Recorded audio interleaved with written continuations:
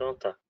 Pessoal, algumas transformações acontecem durante a formação da zona fundida, né?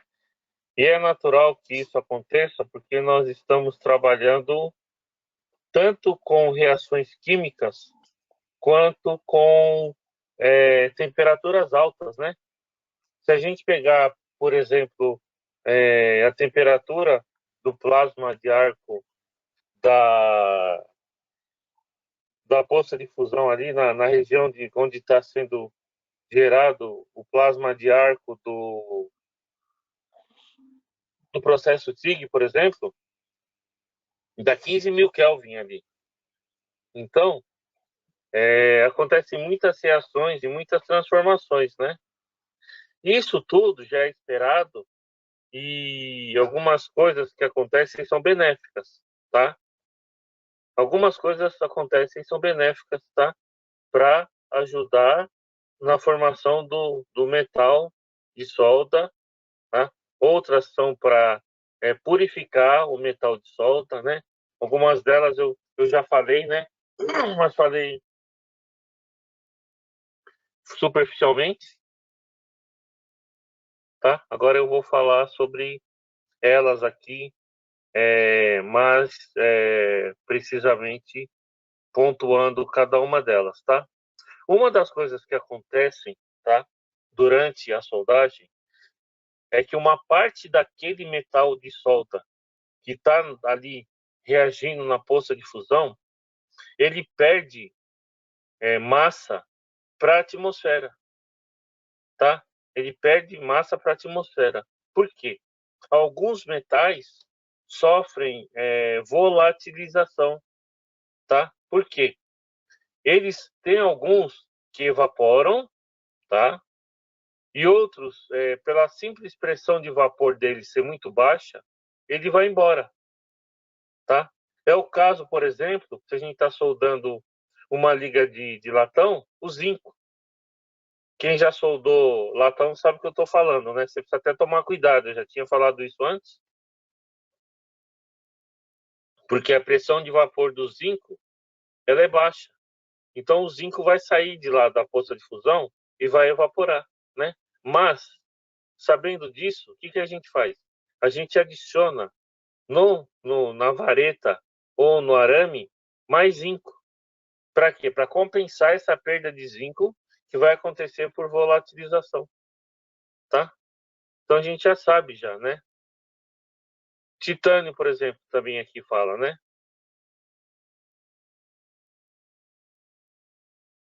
Titânio, chumbo, né? Magnésio, né? São alguns metais que têm ponto de fusão baixo e são perdidos por volatilização, tá? O que acontece? Muitos metais, né? Eles passam do estado sólido para o estado gasoso, tá? Eles sofrem uma sublimação sem liquefazer. Eles passam do estado sólido para o gasoso, tá? É o caso do titânio. Uma temperatura dessa de 15.000 Kelvin, né? O manganês, o ferro, o cromo, o alumínio também acontece a mesma coisa, tá? Quando a gente está soldando com MIG também, né? Então, acontece tanto quando eu estou soldando com MIG, com TIG, quando eu estou soldando com plasma, tá? Quando eu estou soldando com eletrodo revestido, né? Porque ali no plasma de arco do eletrodo revestido, né? A atmosfera para ionizar o arco é formado por aquilo que está no revestimento, né? A gente adiciona no revestimento silicato de sódio ou silicato de potássio, né? E eles são responsáveis pela ionização do arco. O arco ionizado é o plasma, né? E durante ali as reações acontece esse processo de volatilização. Então, todos os processos de soldagem acontece volatilização, até mesmo no processo oxigás, tá? Embora essa característica seja mais forte em processos de alta energia, né? Como é o caso soldagem com feixe de elétrons, laser, plasma, TIG, né? E acontece também com MIG-MAG, com eletrodo revestido, arame tubular, tá? E ela é menos frequente em arco submerso, tá? Outra coisa que acontece também, desce um pouquinho, Cleiton, por favor, são reações químicas, né, pessoal? Então, ali vão acontecer reações químicas, tá? Por exemplo, não sei se vocês sabem, ou se vocês lembram, a gente tem lá para soldar TIG, para soldar MIG-MAG, a gente tem varetas, né, e arame eletrodo. Vamos pegar um exemplo de um sólido, tá, para ficar mais simples. A gente tem a vareta ER70S3 e a gente tem o ER70S6, tá? Tem o S2 também, tem o S4. É que no Brasil, né, o pessoal acostumou soldar com essas duas, né, que são da norma AWS 5.18. ER70S3 e ER70S6, tá? Qual a diferença entre elas, tá? A 70S6, ela tem mais silício e mais manganês do que o S3, né? Então, a gente faz isso para quê? Coloca mais manganês e mais silício.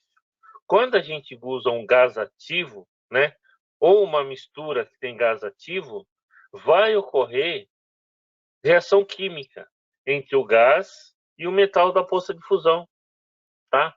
Parte da reação acontece durante a transferência metálica e parte da reação acontece com a poça de fusão e a atmosfera, tá? Por isso que lá no processo MIG-MAG, não sei se vocês já viram, forma aquela escorinha vítrea em cima. Todo mundo já viu, né? Aquela escorinha vítrea que forma em cima quando você está soldando na MIG, né? Aquela escorinha vítrea é o produto da reação do gás, tá? Com o metal de solda. Então, se eu estiver usando um arame 70S2, um 70S3, o que vai acontecer? Se eu soldar com gás ativo, se eu soldar com CO2 puro na MIG, a reação vai ser muito violenta. Então, boa parte do silício e do manganês vão ser perdidos por reação química. E a formação daquela escória vítrea, ela é bem pronunciada. A gente consegue perceber. Só que aí, como eu estou soldando com metal que tem baixo silício e baixo manganês, o que vai acontecer? O meu metal de solda vai perder silício e manganês. Por isso que eu uso o arame 70S6 quando eu soldo com gás ativo. Porque ocorre uma compensação. Ocorre uma compensação. Porque eu já coloquei mais silício e manganês no meu arame. A hora que ele adiciona, ele vai reagir, vai ter uma perda, porque vai acontecer uma reação de oxirredução, ele vai virar, o silício vai virar SiO2, o manganês vai virar MnO, os dois são óxidos, têm densidade mais baixa do que o metal de solda, eles vão flutuar e vão ficar por cima. Por isso que a gente vê a escória por cima, porque o óxido tem densidade menor do que o metal de solda. Aí ela sobe e flutua, como se fosse uma escória. Por isso que a escória flutua também, né? Porque ela tem uma densidade mais baixa, tá? A densidade da escória é menor do que o metal de solda, tá? E aí ela vai para cima. Só que nessa daí, o metal de solda perdeu, o manganês perdeu o silício, tá? Os consumíveis, eles já são testados de acordo com a norma com gás ativo, tá? O 70S6, por exemplo, ele é testado com gás ativo, tá? Então ele é testado com CO2 puro. Aí ele tem que dar a composição química final dele, especificado na norma, depois que ele, para garantir que ele possa ser soldado com CO2 puro, tá? Então, essa é uma das reações químicas que ocorrem. Outra reação química que é muito comum e que também ocorre, mas essa daí também a gente provoca, né? Esse efeito da reação química do metal de adição com o gás tem um efeito de purificação também. Sabe por quê? Porque se você também tiver uma junta que está mal preparada,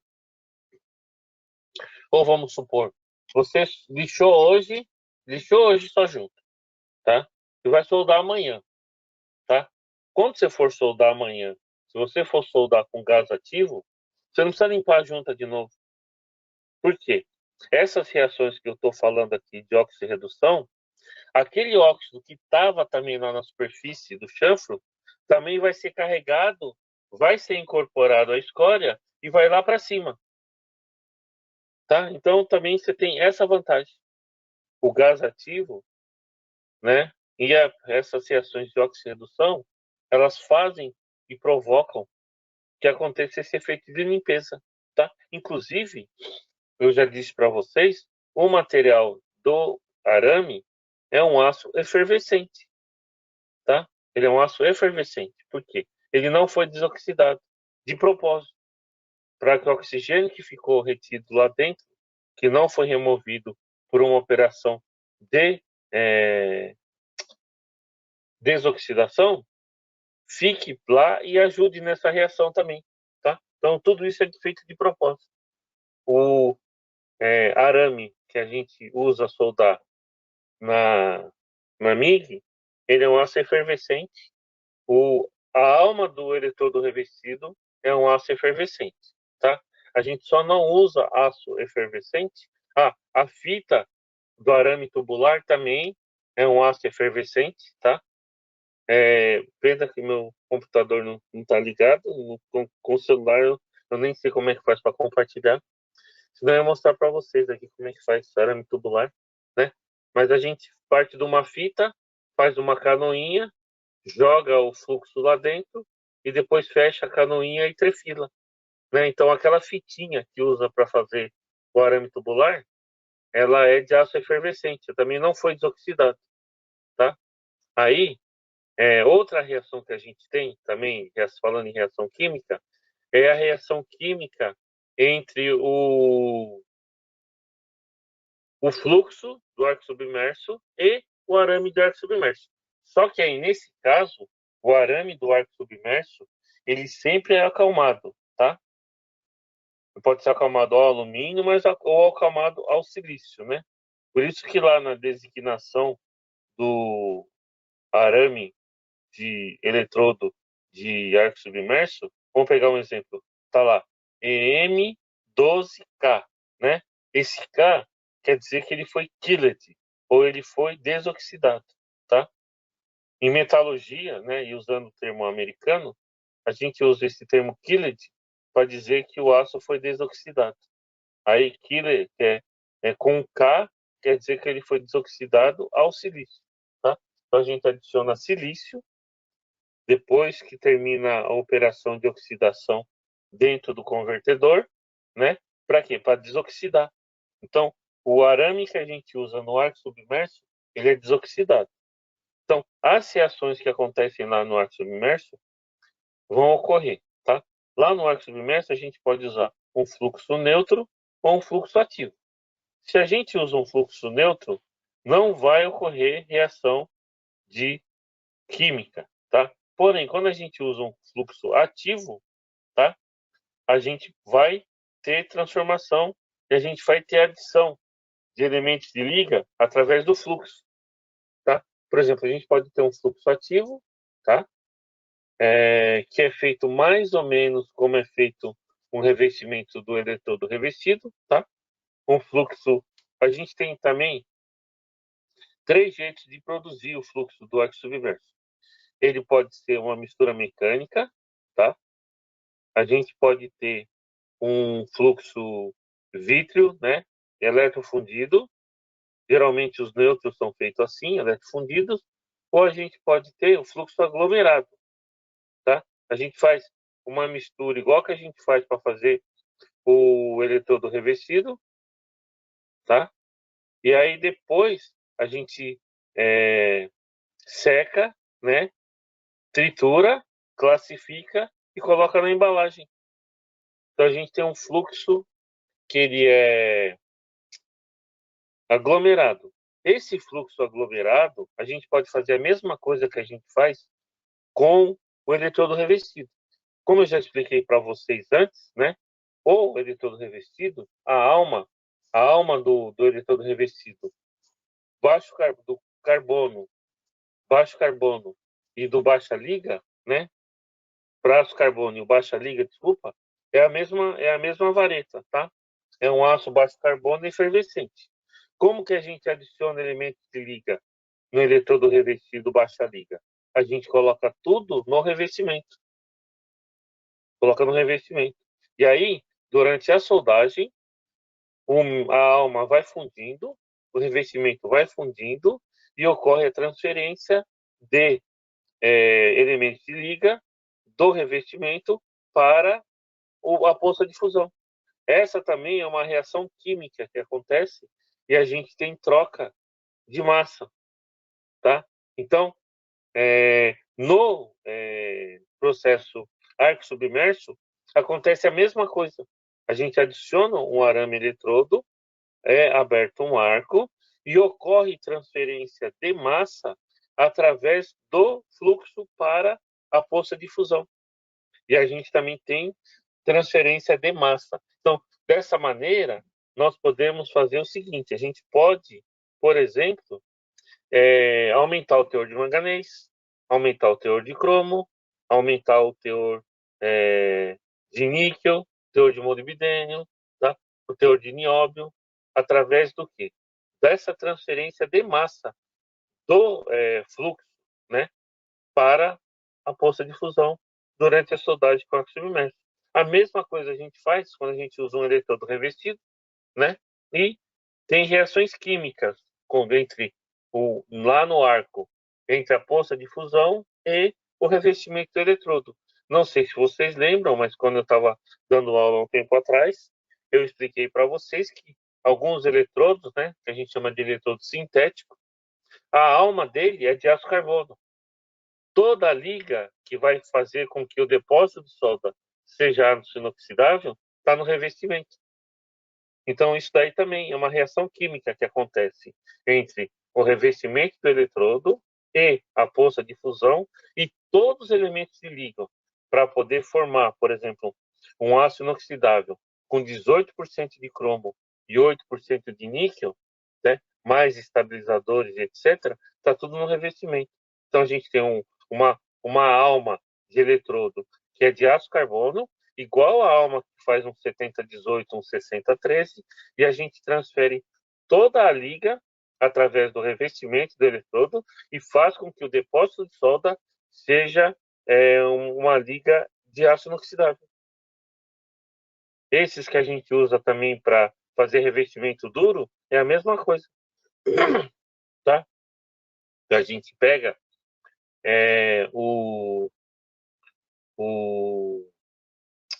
elemento de liga e coloca no revestimento, né?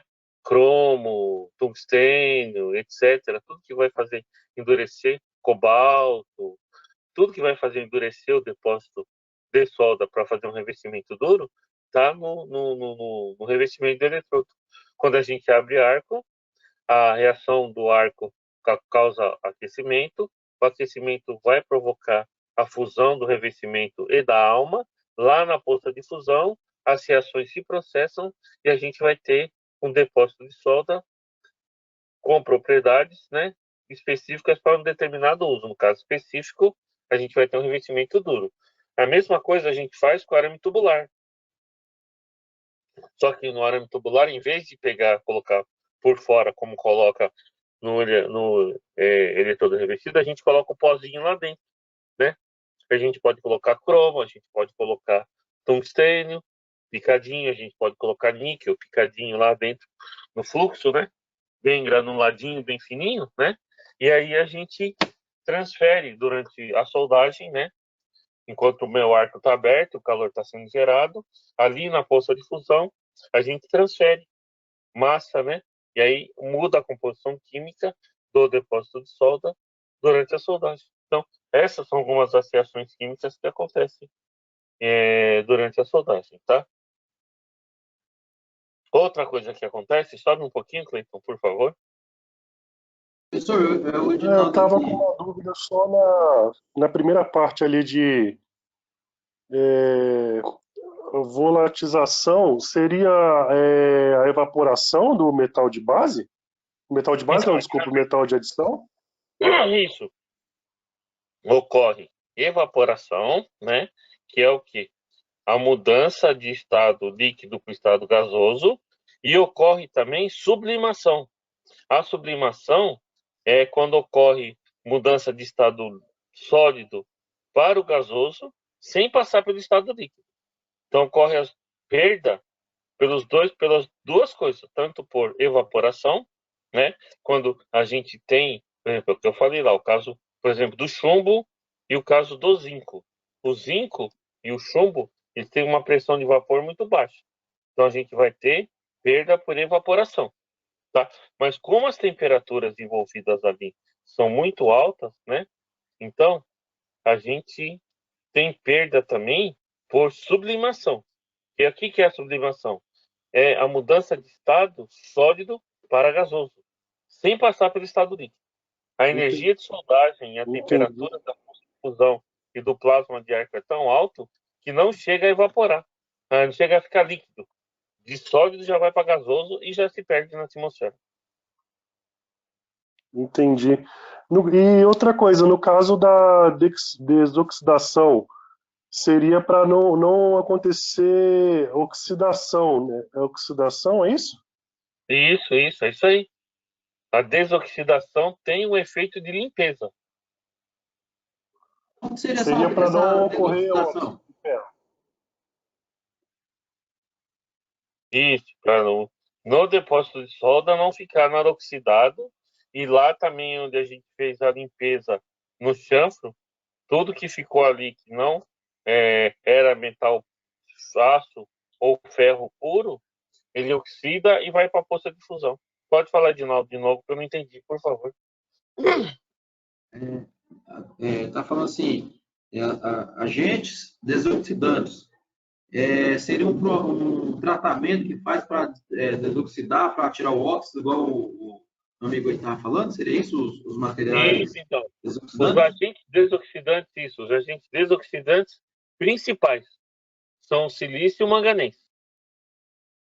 Eles são adicionados de propósito, por exemplo, no arame R70S6, ele é adicionado de propósito para provocar um efeito de desoxidação, né? Não sei se vocês já viram também, eu não quis falar lá, porque eu não sei se todo mundo já teve contato com arame de inox, né? Mas os arames de inox só tem alguns deles, por exemplo, você pega lá, a classificação dele é assim, ER309 LSI. Alguém já viu isso? Ele vem escrito, tem o ER309L, que é o 309 normal, né? Que é a mesma coisa do E309, que é o eletrodo. O ER309L, a gente pode usar tanto na TIG, como a gente pode usar na MIG, usando gás inerte, né? Se a gente quiser usar gás ativo ou mistura, para soldar inox na MIG, se a gente não tiver adição de silício, a gente vai ter perda de silício no metal de solda.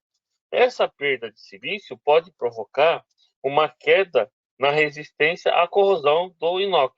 Então, o que a gente faz? A gente vai lá, na hora que está preparando a corrida, que depois vai virar o arame, a gente aumenta o silício. Que aí a gente pode usar esse arame R309LSI para soldar com gás ativo, tá? A gente pode soldar com CO2 puro ou pode soldar com mistura, argônio mais CO2. Tá? Então, essa reação que vai acontecer de oxirredução é com o silício do arame, nesse caso.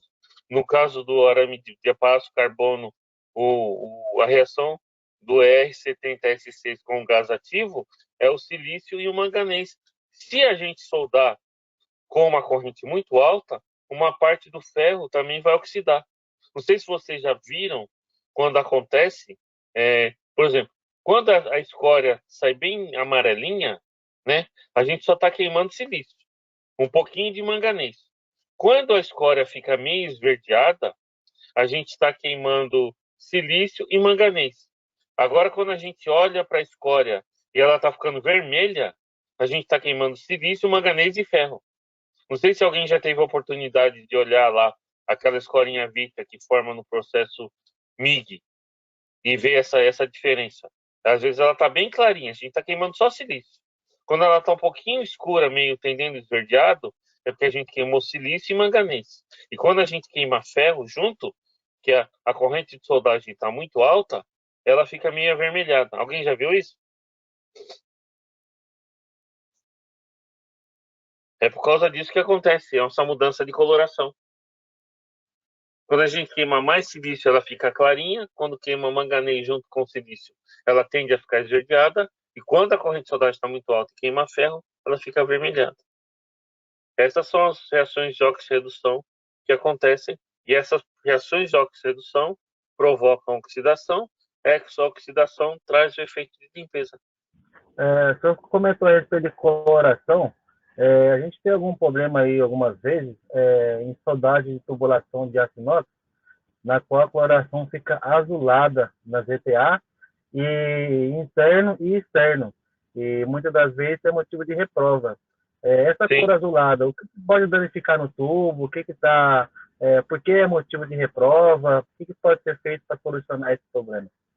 Então, essa coloração azul está associada com a reação do tubo com a atmosfera, tá? Com a atmosfera, tá? Duas coisas que a gente pode fazer para minimizar isso, tá? Por dentro, purgar. O Edinaldo convive com isso todo dia, ele está bem familiarizado com isso. Por dentro, a gente purga, tá? Purga gás. Pode purgar nitrogênio, pode purgar argônio, tá? Enche o tubo e purga por dentro. Por fora, se estiver soldando na MIG, a gente usa aquela sapatinha na tocha. Na TIG também. Usa uma sapatinha para a região protegida pela tocha seja maior do que só aquela região onde a gente está aquecendo e fundindo. Seja com adição, seja sem adição, tá? A gente está fazendo soldagem autógena, a gente vai com a tocha e atrás, na própria tocha, tem uma sapatinha que aumenta a área de proteção. Ou a gente pode usar também gás lens com um bocal grande. Se essa parte de desoxidação for pequena, a gente pode usar gás lens com um bocal grande, que aí também aumenta a área de proteção e minimiza. Essa área azulada é indesejável porque isso é uma indicação de que o inox está oxidando. Essa oxidação leva à perda da proteção natural que o inox tem que ter. E aí, ali naquela região, ela fica suscetível a uma corrosão maior. Por isso que o pessoal pede para evitar esse tipo de coisa. Entendeu, Gleice? Positivo, professor. Obrigado pela explicação aí. Inclusive, é que agora eu não posso mostrar, infelizmente, porque meu computador tá... Tem uma norma AWS que mostra essas coisas. Não sei se você já viu, alguém já mostrou para você essa norma. A gente segue uma tabela ASME DPE. A gente tem umas tabelas lá que mostram a coloração. É parecida. Isso. Tem as fotos com a coloração, não é? Isso, tem as fotos lá, a gente segue os procedimentos lá para atender o nível até que o cliente quer. Mas assim, o que eu gostaria de saber é isso que o senhor falou mesmo, qual a consequência dessa zona térmica afetada, ela está azulada. Então tá bom. Valeu, obrigado. Oi. Professor, eu estou acompanhando uma soldagem de uma tubulação inox de 1,5, 304, e a gente fez com purga, não deu coloração nenhuma, ficou perfeito. Sim, o efeito a razão e o efeito da purga é esse mesmo. Proteger a raiz. Fala, Edinaldo. A questão também dessa descoloração aí tem a ver com o oxigênio também, né? Que quando ele não é expulso totalmente interno, acaba tendo essa reação. Na verdade, eu estou pedindo para o senhor afirmar se é isso mesmo. E aí acaba tendo esse nível de coloração, igual o David falou, e até chegando a arrepiar, né? Que a gente fala no popular. Sim. Se o hit input for muito alto e a proteção for baixa, né? Ou não tiver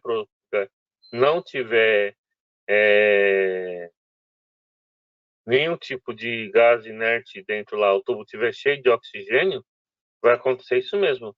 A oxidação é tão grande que ocorre uma mudança de estado, formação de óxido, né? E a aparência fica parecendo mesmo arrepiado. Por isso que o pessoal fala que arrepia por dentro. Porque tem uma mudança de material, né? Ao invés de você ter um óxido inoxidável, você tem uma camada de óxido ali dentro muito grande, né? Que dá aquela aparência de arrepiado. E outra coisa, tem algumas normas e procedimentos que pedem que você coloque o gás inerte e você vá com oxímetro e estabelece um nível máximo de oxigênio que você pode ter na hora que você for começar a soldar, tá? Então você tem que, além de você pôr o gás inerte, você tem que esperar um tempo, né? No procedimento lá vai estar escrito, tipo, depois que você começou a purgar, vamos supor, uma tubulação. É que a gente está falando de tubo OD, né? Mas vamos supor que a gente vai soldar um tubo aí de inox de 6 polegadas, né? Aí o que você vai ter que fazer? Você vai ter que tamponar os segmentos, né? Geralmente a gente usa um mecanismo com EVA, né?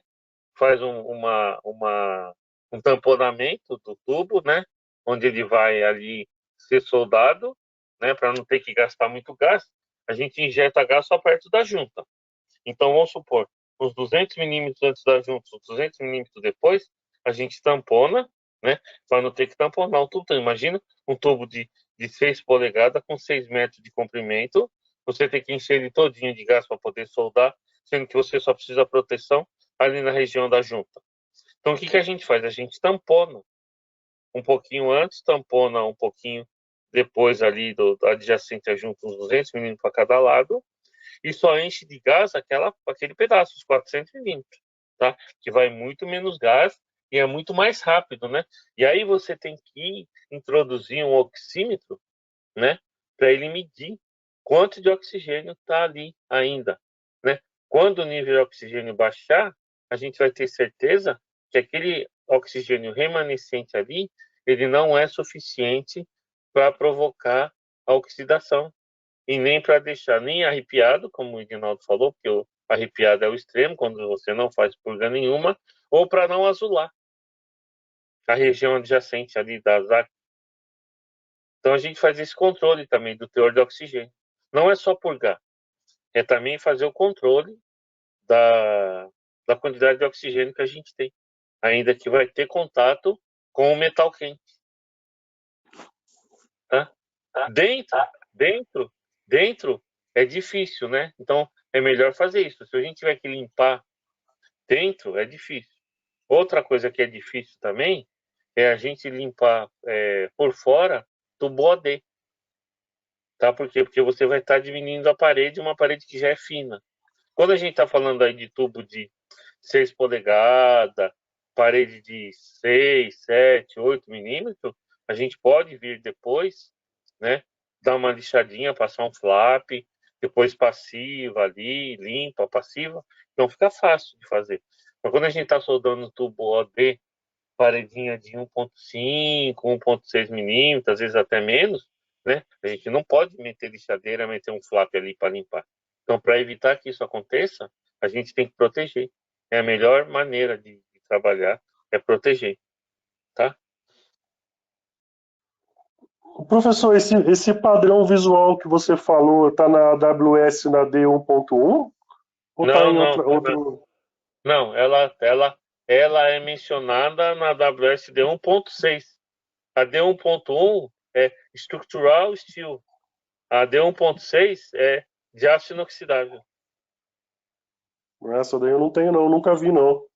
Então, para inox, é assim a série de normas D1, tá? A D1.1 é aços estruturais, né?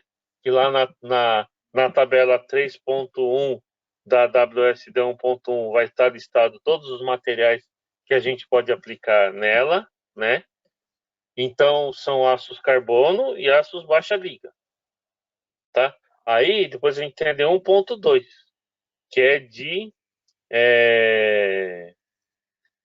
alumínio, tá? Alumínio. Aí tem a D1.3, que é de chapa fina, tá? Chapa fininha. Nós falando de chapa 18, chapa 20, chapa fininha. Chapinha aí de 0 alguma coisa até 3,5 milímetros de espessura, tá? Essa faixa aí, a gente já usa a AWS D1.3. A D1.4 agora eu não lembro o que é. Aí depois nós temos a D1.5, que é a norma de fabricação de pontes, né? E aí tem a D1.6, que é a de aço inoxidável. Quando a gente vai fazer estrutura usando inox, a gente aplica a D1.6. Aí lá na D1.6 cita essa outra norma, né? Que foi a norma que o Gleison falou aí, né? Também o ASME tem a mesma estrutura, né? Para tubulação e para vaso de pressão. Então, nessa norma de inox que o Gleison mencionou, lá tem essa tabelinha também. É igualzinha. O ASME e a AWS tem isso, né? O conhecimento adquirido por cada uma das associações é transferido de uma para outra. Para quê? Para minimizar o esforço, né? Então, eles têm uma sinergia e uma simbiose muito grande, o ASME e a AWS, né? E o ASME é qual, professor? No ASME, repete aí, Gleison, por favor. Então, a norma que a gente usa está na ASME BPE. Essa é a norma que rege nosso trabalho. Que além de, ela vai falar a respeito de tubulação, armazenamento, condicionamento por gado, a injeção de gás no momento da soldagem, a coloração que tem que ser feita.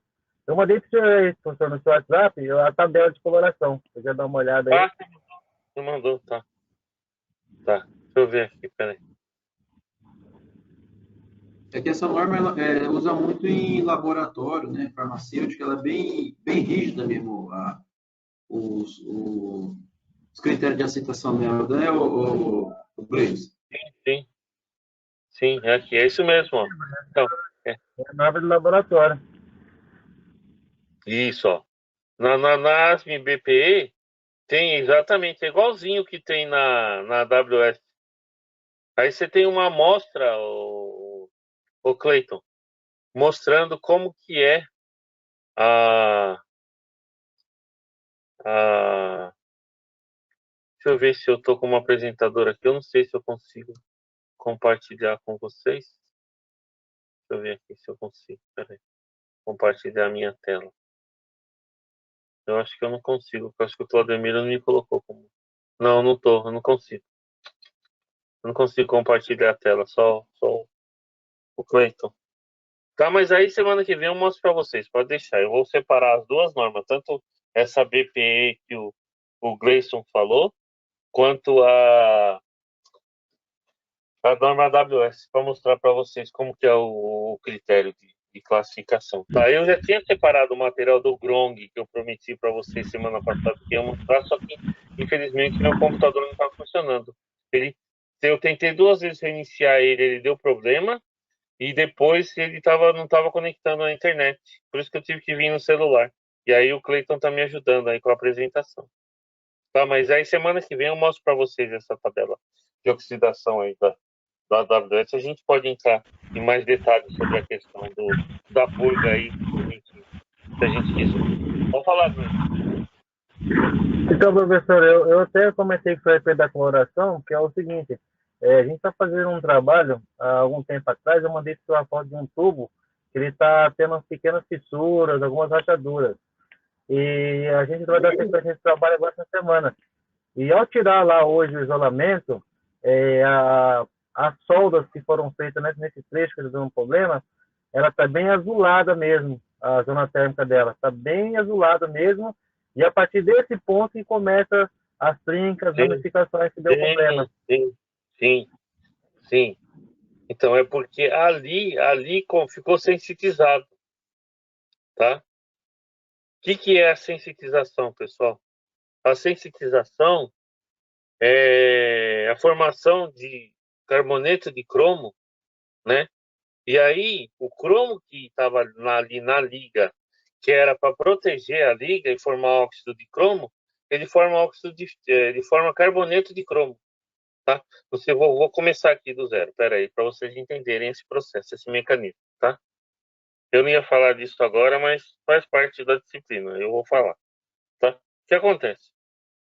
Não sei se vocês sabem, mas tanto o efeito que acontece no alumínio quanto no inox, né? Na verdade, a gente fala que alumínio e inox não enferruja, né? Mas na verdade o que acontece é que acontece uma reação de oxidação que impede que eles sejam atacados novamente pelo oxigênio. Então a gente promove a formação de uma camada de óxido que protege o material de ser oxidado novamente. Entendeu? Então, no caso do alumínio, a gente provoca, quando limpa o alumínio, a gente provoca a formação de uma camada externa de Al2O3. Esse Al2O3, que é o óxido de alumínio, ele protege o alumínio de futuras oxidações. Então, como ele já está oxidado, não tem como ele oxidar de novo. Tá? A mesma coisa acontece com o inox. O inox forma uma camada externa de óxido de cromo, Cr2O3. Essa camada passivada, né, ela evita e protege o inox de uma nova oxidação. Tá? Só que, quando eu fabrico um aço inoxidável, né, eu acrescento uma certa quantidade de elementos de liga para que essa reação aconteça e o inox fica protegido, tá? Então eu preciso ter um teor mínimo de cromo na minha superfície do meu aço inox para que essa reação se processe, né, a formação do Cr2O3 e o meu material fique protegido. A oxidação é promovida entre o cromo e o oxigênio. Se eu não tiver cromo, o que vai acontecer? Não vai proteger. Então, quando eu deixo formar carboneto, por exemplo, para formar um carboneto, né, eu vou formar, por exemplo, formar um carboneto, né, de cromo, ele vai pegar uma certa quantidade de cromo para formar um carboneto. Tá? Por exemplo, ele pode pegar um átomo de carbono, pegar 7 átomos de cromo para formar um carboneto. Tá? Esses são os mais simples. E tem alguns que pegam e formam carbonetos complexos, tá? Que é o caso quando o cromo forma um C3M27, por exemplo, um C6M27. Eu tenho uma quantidade de carbono muito pequena, roubando uma grande quantidade de cromo. E aí, o que eu faço para proteger? Né? Eu não deixo a minha temperatura interpasse ultrapassar os 150 graus Celsius. Essa é uma medida, né? Essa coloração que aparece no tubo é uma indicação de que a minha ZAC ultrapassou os 150 graus, tá? O palha e o azul são indicações de que ele ultrapassou os 150 graus. Por isso que só é permitido uma coloração até 1 grau, tá? Se azulou, ultrapassou o interpasse. Ultrapassou o interpasse e reagiu com o oxigênio, é porque eu tenho formação de óxido e formação de carboneto. E isso é deletério para a minha formação do óxido de cromo, porque naquela região eu já tenho sensitização. A sensitização, ela arranca o cromo que ia ser usado para promover a proteção e forma o carboneto. Tá? O carboneto é deletério nesse sentido. Ele pega o cromo que ia formar, ó, Cr2O3, ia proteger meu inox, e ele forma carboneto. O que a gente faz para proteger? A gente adiciona, né, no meu inox, a gente adiciona nióbio e tântalo, tá? Porque eles formam carboneto com pouquíssimo cromo, né? Ou ele rouba o carbono do cromo e forma o carboneto. Então, ao invés de formar um carboneto de cromo, ele forma um carboneto de tântalo, ele forma um carboneto de titânio, ele forma um carboneto de nióbio. Então, ele não deixa formar carboneto de cromo. O carboneto de cromo ele é deletério porque ele promove a diminuição do cromo, que seria superficial, e que iria promover a formação de Cr2O3 e fazer com que o meu inox fosse inoxidável, vamos dizer assim. Então, o que eu faço? Eu adiciono, né, nióbio, adiciono tântalo, adiciono titânio, para formar carboneto. E aí não forma carboneto de cromo. Porque, como ele usa menos energia para formar o carboneto de titânio, menos energia para fabricar e formar um carboneto de nióbio, ele prefere formar carboneto de nióbio, carboneto de tântalo, carboneto de titânio, do que formar um carboneto de cromo. Então, ele vai formar outros carbonetos quando eu adiciono esses elementos que a gente chama de estabilizantes. Essa é uma outra reação que eu tenho. A explicação do senhor aí foi top agora. A questão do cromo. No tubo de tubulação de aço inox 316, ele tem também o cromo como proteção. E a gente inspecionou uma solda de um cliente que estava enferrujada, né? Logo no cordão da solda. E ele queria saber qual é o motivo daquele enferrujamento. Aí pesquisamos, fomos atrás para saber, o problema estava na preparação da junta. No momento do ponteamento, o ponto era tão forte que rompia o cromo, então tirava a proteção interna do tubo. E aonde, com o passar de dias, ele começou a enferrujar. Isso. Porque ali onde ele ponteou, Gleison, provavelmente ultrapassou muito o interpasse, os 150 graus. Professor, Oi, Dinaldo. só para mim entender o que você falou aqui, seria a sensitização, ela seria, quando ultrapassa a temperatura de 150 graus no aço inox, o carbono e o cromo, eles se unem e o cromo que formaria o filme passivo, ele é destruído e dá uma reação, Isso. seria mais ou menos isso? Isso, ao invés de ele ficar ali livre para formar o cromo passivado, que vai ser a proteção de inox, ele forma carboneto. E aí parte daquele cromo que eu tinha na minha liga, ele deixa de fazer a função dele de proteger a minha superfície, e aí eu tenho uma perda na capacidade do material de resistir à corrosão. Sem contar... O carboneto seria o que seria o cromo e o carbono se unindo, a tradução de carboneto de cromo, seria mais ou menos isso? Isso, você forma... Lembra quando a gente estudou o diagrama de equilíbrio ferro-carbono? A ferrita, o ferro e o carbono não se juntavam para formar Fe3C? Sim, sim. Então, da mesma maneira, o cromo se junta com carbono e forma carboneto de cromo. Então, o carboneto de cromo é uma nova fase. Na verdade, isso é uma nova fase, isso. Só que é uma fase deletério. E como ele tem baixo ponto de fusão, ele vai para o contorno de grão. Ele vai ser a última parte a solidificar numa liga de inox. Porque ele é um eutértico de baixo ponto de fusão. ele vai para o contorno de grão. E aí, se ele for até a superfície, vamos supor que para fora seja atmosfera, mas por dentro vai passar algum ácido. O que acontece?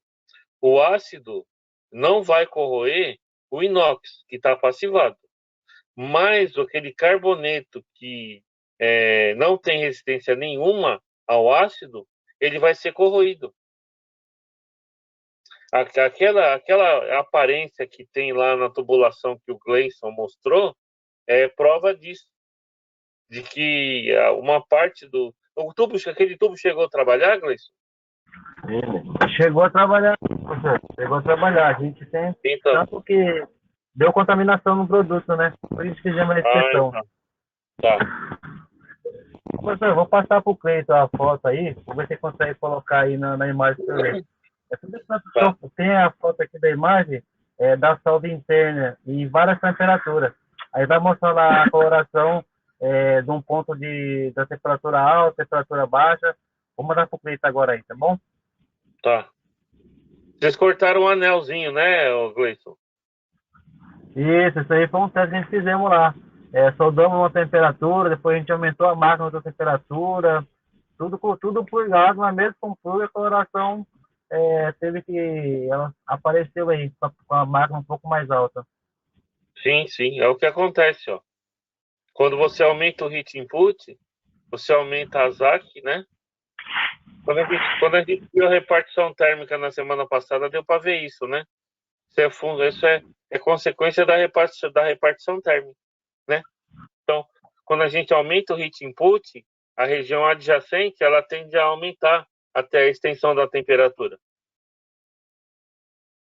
E essa extensão da temperatura aumenta a ZAC e aumenta essa região centricizada, porque foi a região que atingiu temperaturas em que a temperatura interface ultrapassou 150 graus.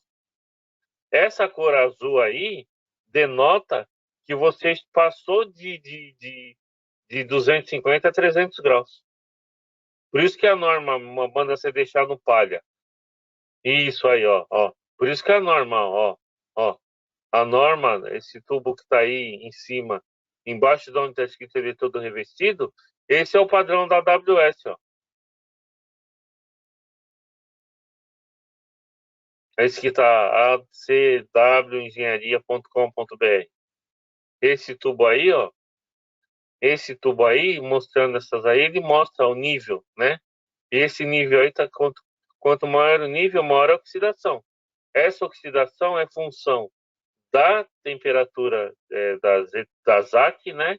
E do teor de oxigênio que você tem presente ou na atmosfera, né? Ou a purga está sendo insuficiente.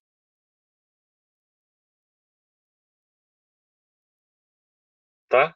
E aqui tem a outra, né? O padrão da BPE é esse que está embaixo do ponteiro aí do Clayton, da mãozinha. Esse é o padrão o padrão da BPE, esse daí, ó. E o outro de cima, esse tubo comprido aí, onde está escrito descoloração da raiz na soldagem, é da AWS. Tá? Os dois são normatizados.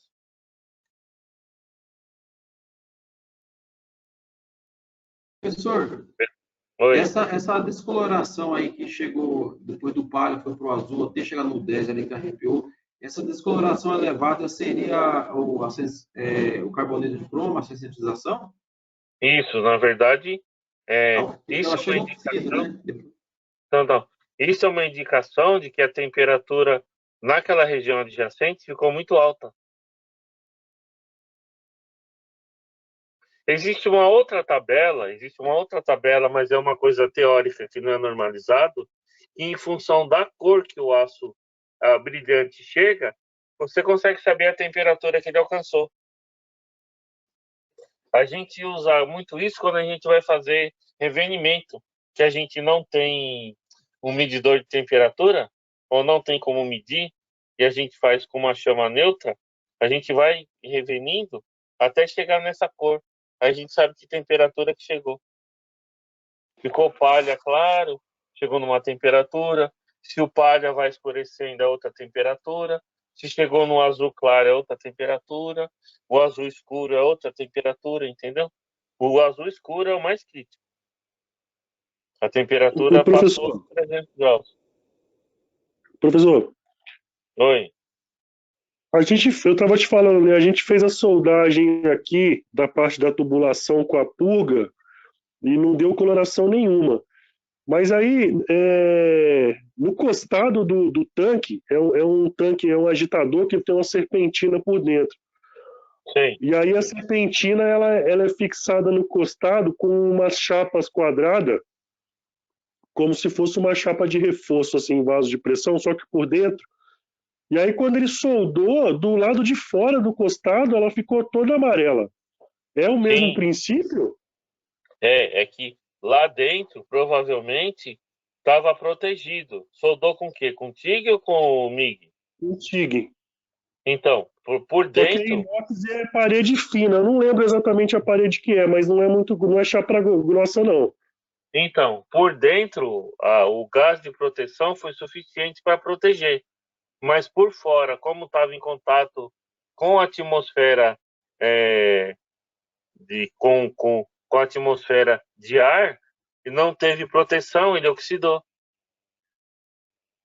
Mas como ele ficou palha como assim, nessa foto que a gente Então, tem mas aí aí do agora, padrão da PT. o que faz para resolver ali? A Então, decapagem isso. resolve? Nesse caso, como foi leve, a gente Não. só decapa e passiva.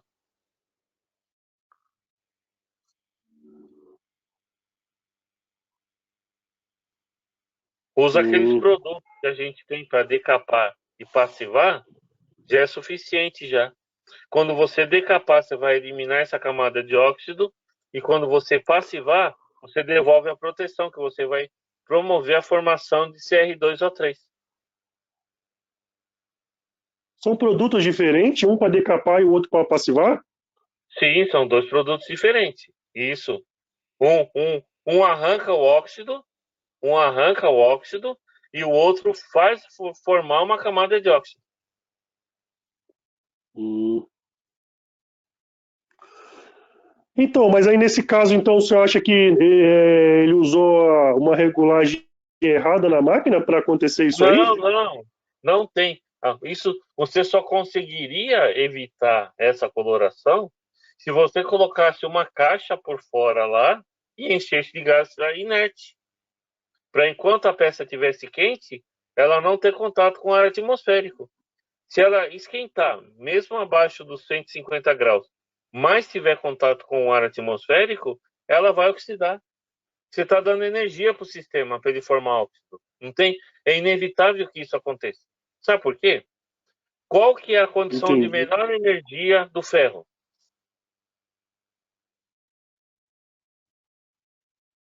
Como que você Não encontra o sei. ferro na natureza? Estado sólido? Não está só. Minério? Não, ele vai estar na forma de óxido. Ah, tá. Fe2O3, Fe3O4 e FeO, que é como a gente acha eles aqui nas minas aqui de Minas Gerais, né? Na mina da Vale, na mina da Samarco, a condição natural do ferro é ser óxido. Por quê? É a condição de menor energia. Então, a condição de menor energia da liga do ferro é ele ser óxido. Então, qualquer contato que ele tenha com a atmosfera, que tem 21% de oxigênio, tender a voltar à condição dele de menor energia. Então, ele forma essa camada de óxido. Aí, como ela é fininha, a gente simplesmente decapa e depois passiva e devolve a proteção para o inox. Quando ela fica nesse nível 10, por exemplo, aí do tubo comprido, aí já fica mais difícil. Aí já chegou a sofrer dano interno. Aí esse dano interno é irreversível, não tem o que fazer. Quando a gente se deparar com uma situação dessa, a única coisa que dá para fazer é cortar um nipple e só fazer duas outras soldas no lugar dessa junta aí. Não tem o que fazer. Que é o que eu acredito que é o que o pessoal do Gleison está Ah, não, ela fazendo lá, ficou né? no nível 3 ali. Então, no nível 3, É Não, a tranquilo minha ainda. ficou com nível 3, eu acho, visual. Então, o nível 3 é passivo, dá para você decapar e passivar. É leve, entendeu? Do 5 para cima que começa a ficar complicado. Mas as juntas do Gleison aí, algumas tá nível 8, 9, 10. Você vê a coloração. Como tá bem. Desce um pouquinho.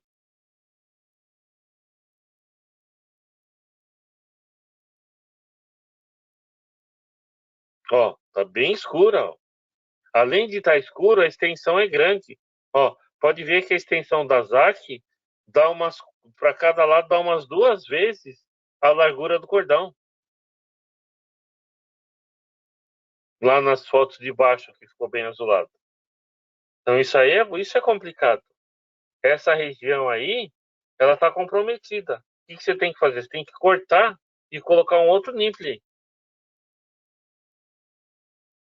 Se a tubulação estiver solta, você só vem com outro tubo e corrige no final o comprimento. Se ela estiver montada, você vai ter que tirar um nipple no comprimento, colocando 150 para cada lado, e vir com um tobinho mais ou menos de 300 e soldar ali.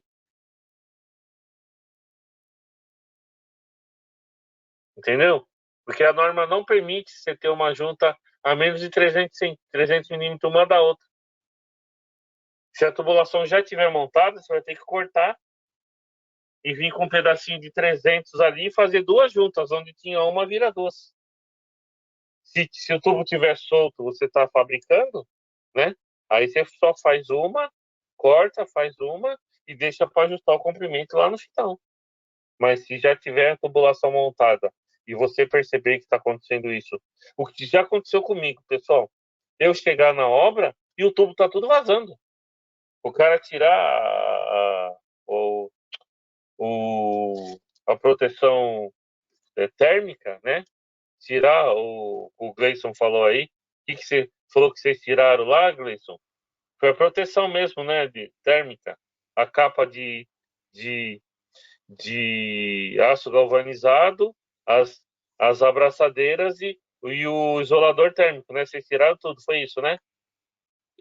Ô, professor, eu vou dar uma pesquisada esse produto para fazer a camada passivadora de novo, mas é fácil de fazer isso na fábrica? O cara comprando o produto ele consegue aplicar?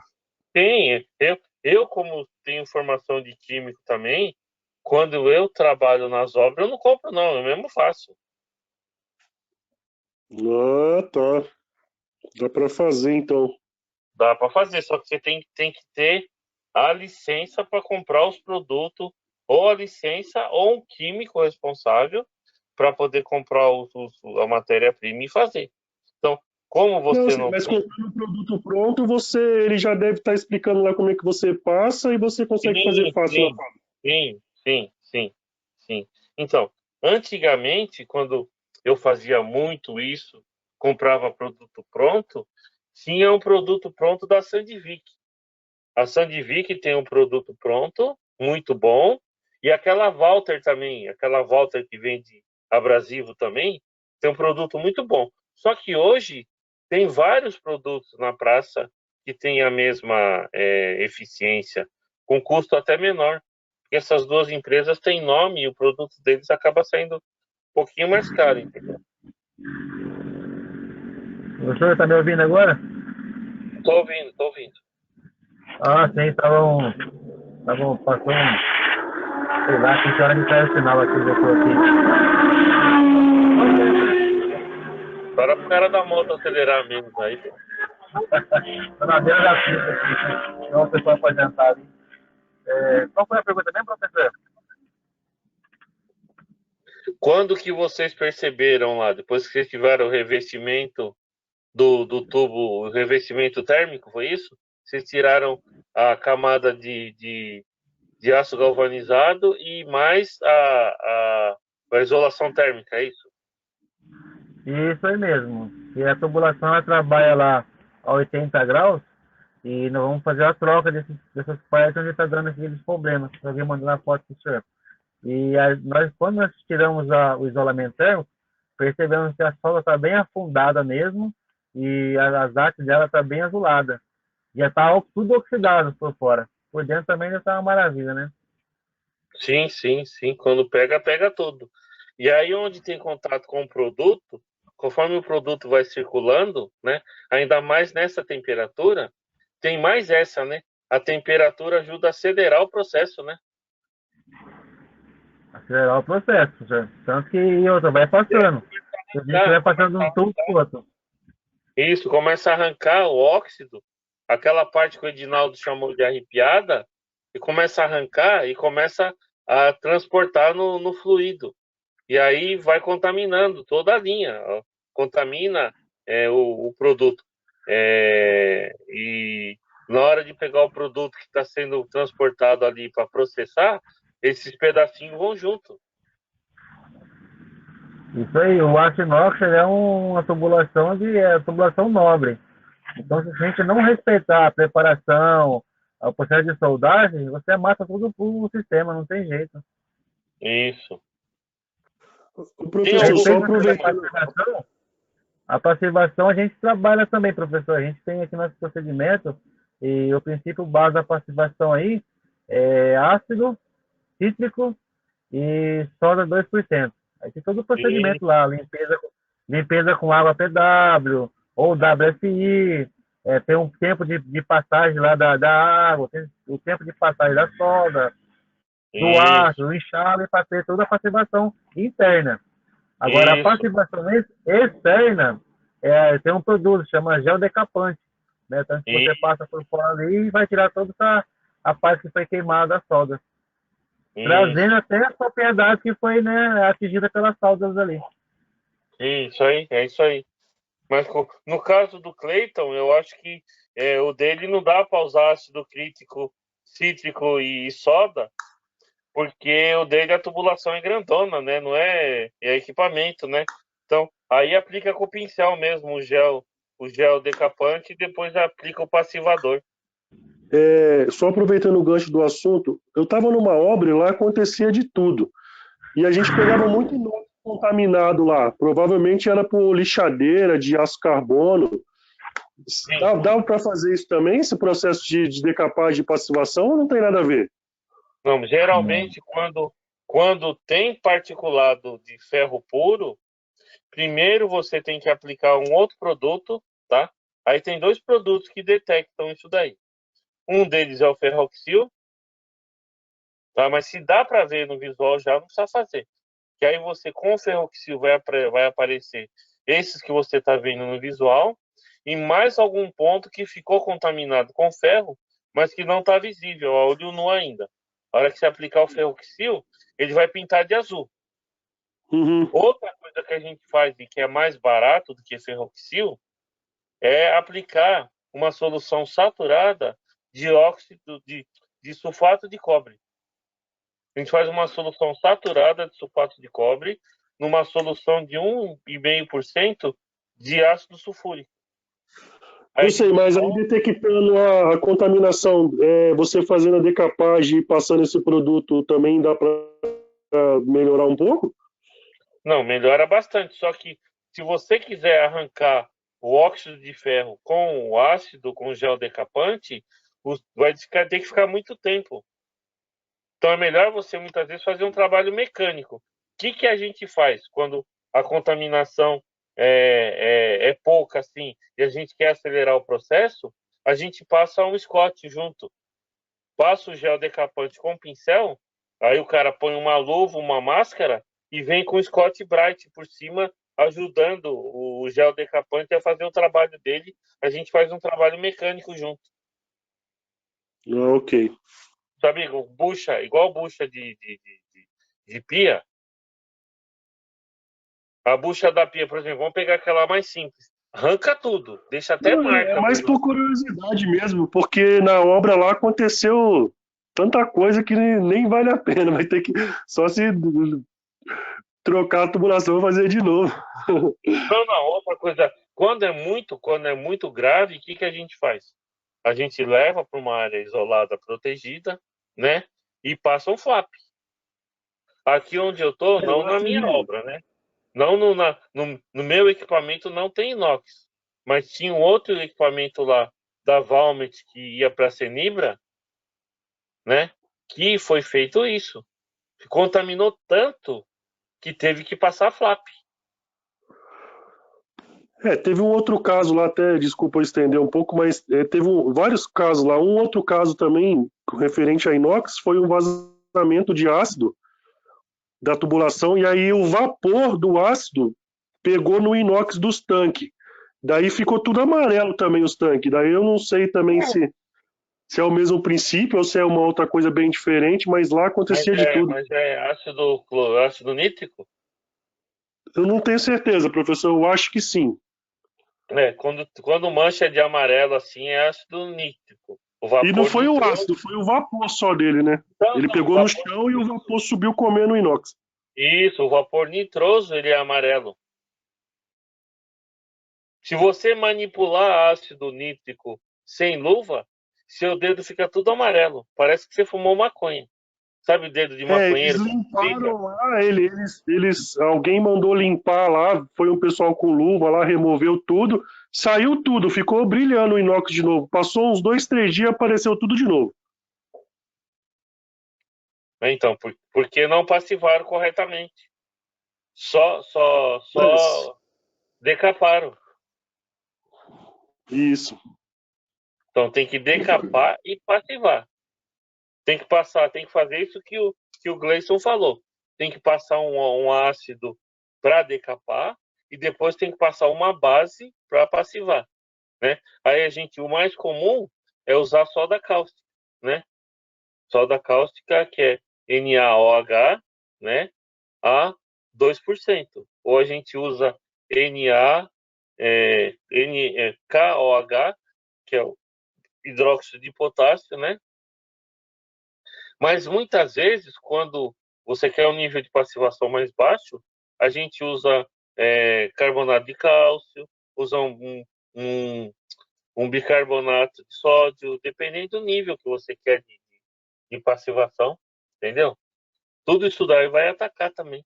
A única coisa é que o pH tem que ser maior que 7. A soda, o pH dela é 14, então o efeito é rápido. Mesmo a 2%, o efeito é bem pronunciado. Por isso que usa soda cáustica.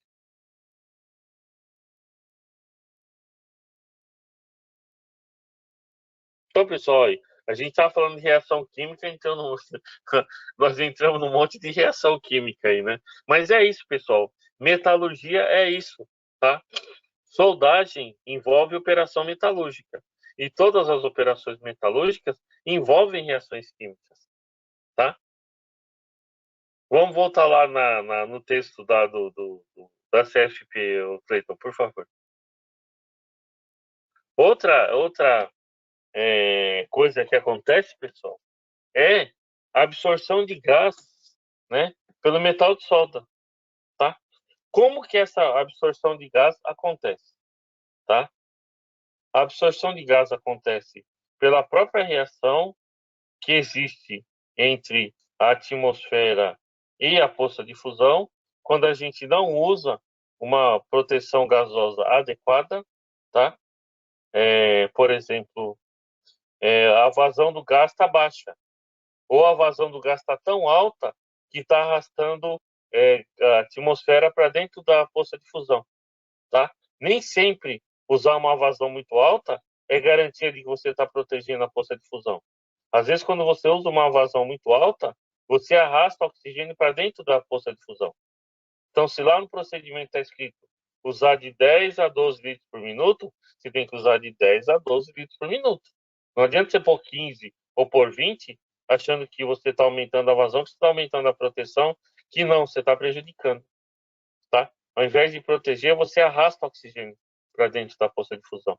E aí, esses gases vão ser absorvidos pelo metal de solda, tá? Mas o principal gás que é problemático e é deletério é o hidrogênio. Aí o hidrogênio pode ser de várias fontes, tá? Uma das fontes do oxigênio pode ser óxido umedecido na superfície da chapa, pode ser o consumível não estar seco, tá? Por exemplo, os eletrodos básicos, né? Eles têm que ser secados, né? Numa estufa de secagem, a uma temperatura aí na faixa de 300 a 350 graus. Isso varia de fabricante para fabricante. A gente tem que seguir a orientação do fabricante, né? Depois que a gente seca, a gente tem que pegar aquele eletrodo que está seco e colocar ele numa estufa de manutenção, uma temperatura de 120 a 150 graus. Na hora que vai usar, tirou o eletrodo de lá e colocar ele numa estufa portátil, também conhecida como cochicho, né? E manter lá de 70 a 80 graus, né? Para quê? Para evitar que ela tenha contato com a umidade atmosférica. Por quê? O eletrodo de baixo hidrogênio tem a tendência de absorver a umidade. Por isso que ele precisa ser seco. Tá? Por que vai acontecer? Aquele hidrogênio que está ali presente no revestimento do eletrodo, ele vai ser transferido para a poça de fusão. E aí ele fica dissolvido no metal de solda. Tá? Não tem como você eliminar totalmente o hidrogênio. O que a gente faz é controlar. Tá? Então, não sei se vocês já viram, mas lá na classificação do eletrodo, a gente vê lá ER7018, né? H4R. Não sei se vocês já viram. H8R. Esse H4 quer dizer que para cada 100 gramas de solda, a gente tem 4 ml de hidrogênio dissolvido. Essa é a melhor condição, tá? Para o H8, a gente tem 8 ml de hidrogênio para cada 100 gramas de solda, tá? Então, eliminar totalmente o hidrogênio não dá, tá? Então, o que a gente faz? A gente controla, diminuindo o teor de hidrogênio. E uma das maneiras é essa, tá? Evitar que o meu consumível seja contaminado. Essa é a melhor maneira, tá? Se não dá, o que a gente faz? A gente vai ter que fazer ou tratamento térmico da livre de tensão ou um pós-aquecimento para ajudar a difusão, né? Para jogar esse hidrogênio para fora na minha peça, tá? Mas baixa um pouquinho aí, Cleiton, só um pouquinho para a gente ver essa figura aí, tá? Por que acontece a contaminação, tá? Por que acontece, tá? Se vocês olharem para esse gráfico aí embaixo, vocês vão ver que o teor de hidrogênio dissolvido aumenta conforme aumenta a temperatura, tá? Então, lembra lá quando eu expliquei o diagrama de ferro-carbono para vocês, que eu expliquei que quanto maior a temperatura, maior era o limite de solubilidade do carbono no metal? Quando eu estava com ele no estado líquido, a solubilidade era infinita, né? Aí, conforme eu esfriava, a solubilidade caía quando formava ferrita delta, depois aumentava quando formava austenita e diminuía quando formava ferrita na temperatura ambiente, abaixo de 910 graus, até chegar no ambiente. O limite de solubilidade do carbono caía de 2% na austenita para 0,025 na ferrita. A mesma coisa acontece com o hidrogênio. Quando o hidrogênio está dissolvido no metal líquido, a solubilidade é praticamente infinita, tá? Aí na figura dá para ver 9,5 ml para cada 100 gramas, né? 8 ml para cada 100 gramas. Isso quer dizer o quê? Que eu estou com esse quantidade de hidrogênio dissolvido no meu metal líquido. Aí depois, quando eu passo ele para a ferrita delta, essa solubilidade cai astronomicamente, né? O que acontece? Olha só o mecanismo. Presta atenção. Vocês lembram que a gente estudou agora há pouco que quando a gente está aquecendo um material, né? O Edinaldo até que perguntou isso. Quando eu estava aquecendo um metal, né? O que acontecia? A minha região da poça de fusão, a linha de fusão, ia até onde eu atingisse a temperatura líquida do material. Vocês lembram? E dali para frente, eu tinha formação da ZAC, né, da ZTA. A ZTA ia da temperatura da difusão até a temperatura de transformação. Vocês lembram disso? Então, vamos lá. Vocês lembram também que o meu metal líquido, o primeiro que forma, quando a gente estuda o diagrama ferro-carbono, é ferrita. Aí, o que vai acontecer? Do líquido, ele vai para a ferrita, o limite de solubilidade na ferrita é baixo, não é? Só que a minha região adjacente ali, onde eu estou com a ZAC, ela está acima de 723 graus. O que vai acontecer com o hidrogênio que não conseguir ficar dissolvido na ferrita? Ele vai para a austenita, da região que está com a temperatura acima de 900, acima de 723, né? Então, ali, eu vou ter uma absorção desse hidrogênio que não estava conseguindo ficar dissolvido na ferrita. E aí, depois, quando essa austenita, a peça esfria, e essa austenita se transforma em perlita mais ferrita, a solubilidade cai mais ainda. Aí, o que vai acontecer? Eu vou ter uma quantidade grande de hidrogênio dissolvido numa microestrutura em que a solubilidade é baixa. O que acontecia isso lá no carbono? O carbono precipitava, né, e jogava para fora, formava sementita. Aqui, eu não tenho como jogar para fora. Ele vai jogar para fora, vai jogar para o contorno de grão. Lá no contorno de grão, se um átomo de hidrogênio ocupa um espaço pequenininho, porque ele é o menor de todos os átomos, tá? Mas, se ele encontrar outro átomo, ele vai se juntar e vai formar uma molécula. O espaço que a molécula precisa para se formar é 12 vezes maior do que o do átomo. Então, o que vai acontecer? Eu vou ter uma expansão quando ele virar de atômico para molecular, e essa expansão vai forçar lá dentro da microestrutura, como se estivesse empurrando os outros átomos. Vocês entenderam? Eu estou com 2 átomos vindo ali, na hora que eles se encontram, eles formam uma molécula, essa molécula expande e aumenta o volume 12 vezes. Esse aumento de volume provoca uma pressão interna. Se eu começar a formar várias moléculas e esse acúmulo de pressão exceder o limite de escoamento do material, essa tensão acumulada por essa pressão do gás, eu tenho uma trinca. Pode deixar que semana que vem eu volto e explico de novo com o meu computador ligado, que aí dá para usar outros recursos para explicar, mostrando o tamanho do átomo naquele software que eu tenho e etc. Tá? Por enquanto, pessoal, já falei muita coisa, agora começou a complicar, ninguém perguntou nada, vamos parar por aqui e semana que vem a gente retoma daqui dessa parte de absorção de gás onde a gente parou. Tá bom?